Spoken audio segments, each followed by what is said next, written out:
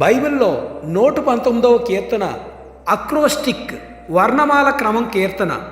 ఇందులో హిబ్రూ వర్ణమాలలోని 22 అక్షరాలకు గాను ప్రతి అక్షరానికి 8 వచనాలు చొప్పున మొత్తం 176 వచనాలు ఉన్నాయి. మొదటిది అలెఫ్, దాని గుర్తు ఎద్దుతల, దాని అర్థం బలం, నాయకుడు. మొదటిది దేవుడు. రెండవది బెత్, దాని గుర్తు ఇల్లు లేదా గుడారం, అర్థం ఇల్లు, కుటుంబం, లోపల నివసించటం. మూడవది గెమెల్, దాని గుర్తు ఒంటె, నడుస్తున్న కాళ్ళు, దాని అర్థం పైకి లేవడం, బహుమతి ఇవ్వటం, ఒంటె.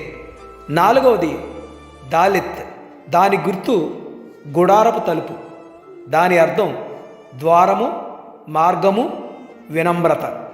ఐదవది హే, దాని గుర్తు చేతులు పైకెత్తిన మనిషి, దాని అర్థం చూడు, ప్రత్యక్షత, శ్వాస, దైవిక కృప. ఆరవది వావు, దాని గుర్తు మేకు లేదా కుక్యం, దాని అర్థం జత చేయటం, బంధించటం, అలాగే సిలువను కూడా సూచిస్తుంది. ఏడవది జాయిన్, దాని గుర్తు ఆయుధం లేదా కత్తి, దాని అర్థం కత్తి, ఆహారం, రక్షణ, సమయం. ఎనిమిదవది కేత్, దాని గుర్తు కంచె లేదా గోడ, దాని అర్థం కంచె, విభజన, రక్షణ, నిబంధన లోపలికి రావటం. తొమ్మిదవది తేత్, దాని గుర్తు బుట్ట లేదా పాము, దాని అర్థం మంచితనం, గర్భం, దాచబడిన నిధి.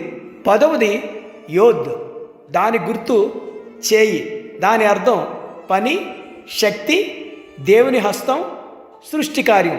11వది కాఫ్, దాని గుర్తు వంగిన అరచేయి, దాని అర్థం ఆశీర్వదించటం, లొంగిపోవటం, తెరవటం. 12వది లామేద్, దాని గుర్తు కాపరి కర్ర, దాని అర్థం బోధించటం, నడిపించటం, అధికారం, నేర్చుకోవటం. 13వది మేం, దాని గుర్తు నీటి అలలు, దాని అర్థం నీరు, జీవం, గందరగోళం, సమృద్ధి, వాక్యం అనే ఉదకం. 14వది నూన్, దాని గుర్తు మొలకెత్తుతున్న విత్తనం లేదా చేప, దాని అర్థం జీవం, వారసత్వం, నమ్మకత్వం, సంతతి. 15వది సామెక్, దాని గుర్తు ఊతకర్ర, అండ, దాని అర్థం ఆసరా, మద్దతు ఇవ్వటం, రక్షించటం, చుట్టుముట్టడం. 16వది అయిన్, దాని గుర్తు కన్ను, దాని అర్థం చూడటం, గ్రహించటం, జ్ఞానం, అంతరంగ దృష్టి. 17వది పే, దాని గుర్తు నోరు, దాని అర్థం మాట్లాడటం, ప్రకటించటం, దేవుని నోటి మాట. 18వది సాది, దాని గుర్తు చేపలగాలం, వేటగాడు, దాని అర్థం నీతి, నీతిమంతుడు, దేవుని వైపు కనిపెట్టడం. 19వది కోఫ్, దాని గుర్తు సూదిబెజ్జం, సూర్యాస్తమయం, దాని అర్థం పరిశుద్ధత, వెనక భాగం, దేవుని అనుసరించటం. 20వది రేస్, దాని గుర్తు మనిషి తల, దాని అర్థం ముఖ్యమైన, సర్వోన్నతుడు, ప్రారంభం, నాయకత్వం. 21వది షీన్, దాని గుర్తు పళ్ళు, దాని అర్థం నమలటం, నాశనం చేయటం లేదా భద్రపరచటం, దేవుని సర్వశక్తి. 22వది తావు, దాని గుర్తు శిలువ గుర్తులు, దాని అర్థం ముద్ర, నిబంధన పూర్తి కావటం, ముగింపు, సత్యం. హిబ్రూ భాషలో మొదటి అక్షరం అలెఫ్, చివరి అక్షరం తావు.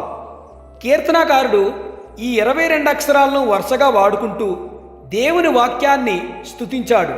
అంటే మన తెలుగులో ఆ నుండి క్షా వరకు అన్నట్లు దేవుని వాక్యం ఆది నుండి అంతవరకు సంపూర్ణమైనది అని చాటి చెప్పటమే దీని వెనక ఉన్న ముఖ్య ఉద్దేశం. దేవుని వాక్యానికి ఉపయోగించిన 8 హిబ్రూ పదాలు, వాటి అర్థాలు చూద్దాం. మొదటిది తోరా, తెలుగులో దాన్ని ధర్మశాస్త్రం అంటారు, దాని అర్థం దేవుని నుండి వచ్చిన మార్గదర్శకత్వం, ఉపదేశం లేదా బోధన.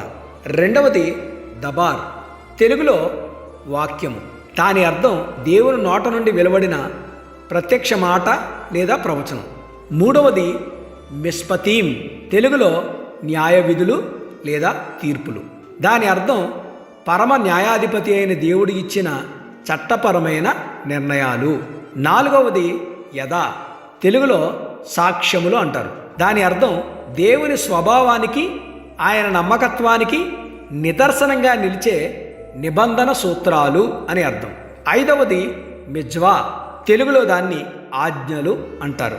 దాని అర్థం దేవుడు మనకు విధించిన అధికారపూర్వకమైన కర్తవ్యాలు లేదా ఆదేశాలు. ఆరవది హుక్, తెలుగులో కట్టడలు లేదా శాసనాలు అంటారు. దాని అర్థం శాశ్వతంగా చెక్కబడిన లేదా నిర్ణయింపబడిన దైవిక నియమాలు. ఏడవది పికూదిం, తెలుగులో ఉపదేశములు అంటారు. దాని అర్థం మానవ జీవితాన్ని సరైన మార్గంలో నడిపించడానికి దేవుడిచ్చిన ప్రత్యేక సూచనలు. ఎనిమిదవది ఇమ్రా, తెలుగులో దాన్ని మాట లేదా సూక్తి అంటారు. దాని అర్థం దేవుని పరిశుద్ధమైన వాగ్దానము లేదా ఆయన పలికిన అమూల్యమైన మాట. హిబ్రూ సంప్రదాయంలో 8 అనే సంఖ్యకు ఒక ప్రత్యేకత ఉంది. దీనికి అక్షరాల సమృద్ధి లేదా తగినంత కంటే ఎక్కువ అని అర్థం.